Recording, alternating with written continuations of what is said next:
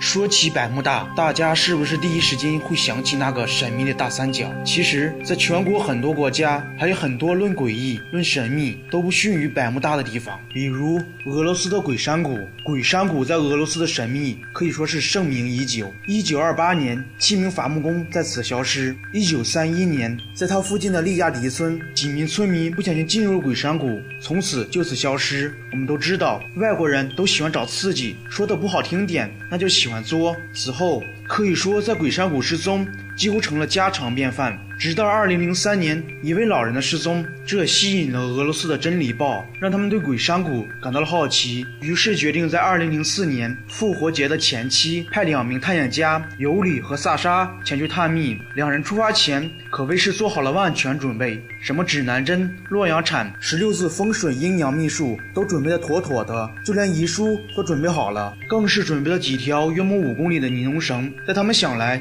就算谷内有恶魔把他们带到其他地方，但只要把尼龙绳拴在入口的一棵树上，做好了记号后，肯定能够回到原点。他们的想法很好，但有些事总是事与愿违。最初的5个小时，他们仿佛置身在了一个魔幻童话世界里，一个个小山坡，一条条沟壑，湍急的春水，小溪，奇形怪状的树干，被砍伐的乱七八糟的树，这些东西都让他们目不暇接，只感叹大自然的鬼斧神工。可很快他们就笑不出来了，因为他们发现他们所带的国产流体指南针不是那么老实。指南针一个劲儿的朝4面8方乱摆，其误差大概有90度左右，有时甚至100度，最后干脆罢工了，就连无人机也失控，最后飞向了密林，连找都找不回来。这一下他们慌了，决定赶快离开这鬼地方。他们顺着尼龙绳往来时的方向走，可让他们没想到的是，等绳子到了尽头，绳子竟然断开了，另一头怎么找也找不到。这一下他们再也没有了哼歌的兴致，情绪也有些暴躁。现在他们唯一定向标只剩下了苔藓，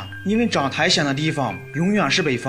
他们按照这个逻辑往回走，可似乎野外求生的知识在这里也帮不了什么大忙，因为如果按照地图走，再走2公里就可以走出谷外。可他们走了半天，始终都没有看到谷口，而周围的环境与他们来时也大不相同。正在他们焦急的时候，一只黄色蝴蝶飞到他们眼前，一会儿飞开去，一会儿又飞回来，像是要领着他们往前走。这时萨莎忽然叫了起来，瞧，那可是少先队夏令营。事后据萨莎所说，当时他可以确定确实是看到了夏令营，可尤里根本没看到什么夏令营。而怪就怪在这里，大家还记不记得我们先前提到过老人？去年夏天在老人获救后，根据老人所说，在他晕倒前，他眼前开始出现幻觉，一会儿他像是在一个被遗弃的夏令营里漫步，一会儿像是听到小丘后面有车驶过的喳喳声。一个人可以说是幻觉，可2个人呢？诡异的情况让2人都不敢靠前。看着渐渐黑下来的天色，2人决定就在他们附近过夜。他们搭起帐篷，升起篝火，忐忑地在树林中度过了一夜。第2天一早就开始寻找出路。就这样，他们整整在谷中转了13天，这才碰到一个人。看到人后，2人一阵狂喜，急忙上前问路。可拿出地图一对比，他们傻了眼，他们竟然已经离开先前要考察的恶鬼谷整整20公里。这件事登报后，在俄罗斯立刻引起了广泛的讨论，一些科学家也站了出来解释这一怪异现象。据一位俄罗斯科学院的教授所说，这些现象的背后可能是因该地富含大量磁矿石的缘故，而因为进入山谷没有参照物，再加上奇特的地形，所以会给人带来生理和心理上奇特的感觉，因此人会被困在鬼山谷内，久久不能脱身。当然，这是一种比较科学的说法，完全是站在科学的角度去分析，也是完全在理的一种解释。不过，关于鬼山谷的秘密并没有完全解开。如果指南针失灵、